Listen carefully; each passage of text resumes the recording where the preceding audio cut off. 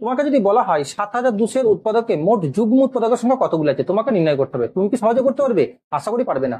আজ তোমাদের এমন একটি ট্রিক্স শেখাবো যে ট্রিক্সের মাধ্যমে তোমরা যে কোনো সংখ্যার উৎপাদকে মোট যুগ্ম উৎপাদকের সংখ্যা কতগুলো আছে তা সহজে নির্ণয় করতে পারবে। দেখ অঙ্কটা কি দেওয়া আছে, 3,600 উৎপাদকে মোট যুগ্ম উৎপাদকের সংখ্যা কতগুলো আছে তোমাকে নির্ণয় করতে হবে। তোমরা কিভাবে করবে? প্রথমে 3,600টাকে মৌলিক সংখ্যার উৎপাদকে বিশ্লেষণ করে নাও। যেহেতু 3,600 একটা জোড় সংখ্যা, তাই তোমরা কি করবে, এটাকে 2 দিয়ে ভাগ করে নাও। তাহলে 2 1836 হয়। আবার এটাকে 2 দিয়ে ভাগ করো, 2 918 হলো। আবার এটাকে 2 দিয়ে ভাগ করো, 2 450 হলো।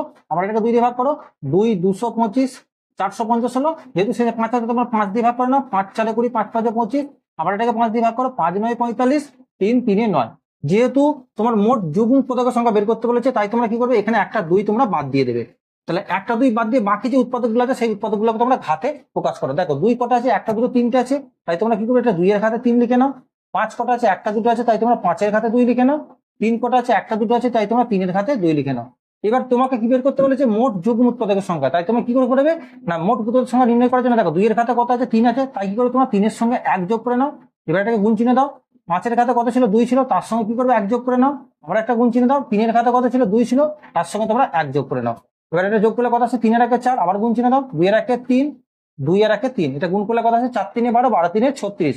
অর্থাৎ মোট যুগ্ম উৎপাদকের সংখ্যা হচ্ছে তোমার 36টি, যেটা আছে অপশন সি এর মধ্যে। তাহলে এই অঙ্কটা তোমরা যদি করো, তাহলে 8,000 উৎপাদকে মোট যুগ্ম উৎপাদকের সংখ্যা কতগুলো হবে, তোমার উত্তর কমেন্ট বক্সে জানাও। ভিডিওটি ভালো লাগলে একটা লাইক করো এবং চ্যানেল নতুন হলে অবশ্যই চ্যানেলটিকে সাবস্ক্রাইব করো।